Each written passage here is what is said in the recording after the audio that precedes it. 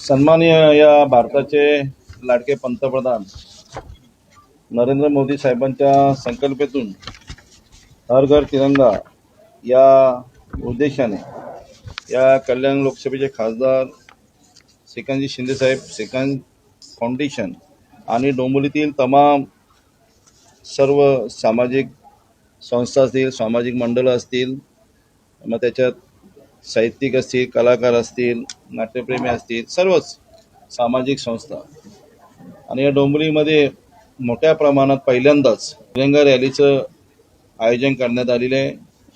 आमचे पै लायब्ररीचे सन्माननीय संस्थापक पै सर यांच्या माध्यमातून आणि सर्व संस्थेच्या माध्यमातून या 45-50 ज्या डोंबिवलीमध्ये संस्था आहेत त्या संस्थेच्या माध्यमातून आणि श्रीकांत शिंदे फाउंडेशनच्या माध्यमातून मोठ्या प्रमाणात हा तिरंगा रॅलीचं आयोजन करण्यात आलेलं आहे।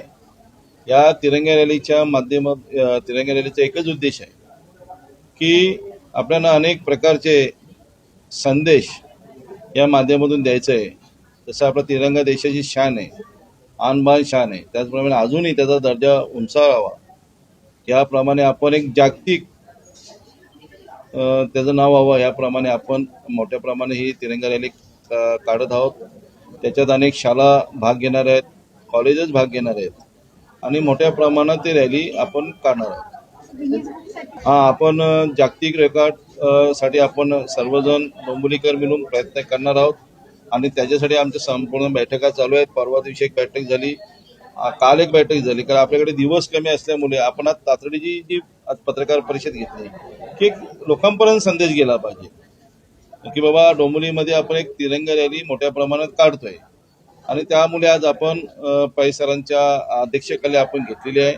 अजून पण आपण 12 तारखेला एक प्रेस बैठक घेणार आहोत। तिथे तुम्हाला सर्व त्याची माहिती, सविस्तर माहिती दिली जाईल की ती संस्था आहेत, कुठल्या कुठल्या शालेने भाग घेतलेला आहे, कशा प्रकारे नियोजन केलेलं आहे, असं संपूर्ण तुम्हाला आढावा 12 तारखेला दिला जाईल। राजेश कदम साहेबांनी सांगितलं की इथे राजकीय काही नाही, एक आपण देशप्रेमी सर्वजण याच्या समाविष्ट व्हावे अशी मोठ्या प्रमाणात इच्छा आहे आणि सर्वांनी सामील व्हावं असं मी जाहीर आवाहन करतो। याच्यामध्ये अजून कुठले नेते वगैरे येणार आहेत का आणि आपले मित्र पक्ष असतील किंवा विरोधी पक्ष असतील? सर्वच या रॅलीमध्ये सर्वच पक्षाची लोक भाग घेतील। मग त्याच्यात मंत्री महोदय असतील, महाराष्ट्राचे उपमुख्यमंत्री एकनाथजी शिंदे साहेब असतील, सर्वच पक्षाचे नेते याच्यात सामील होणार आहेत। कारण हा आपल्या देशाचं शान आहे, झेंडा तिरंगा हा देशाचा आहे, याच्यात काही पक्षविक्ष काहीच नाही।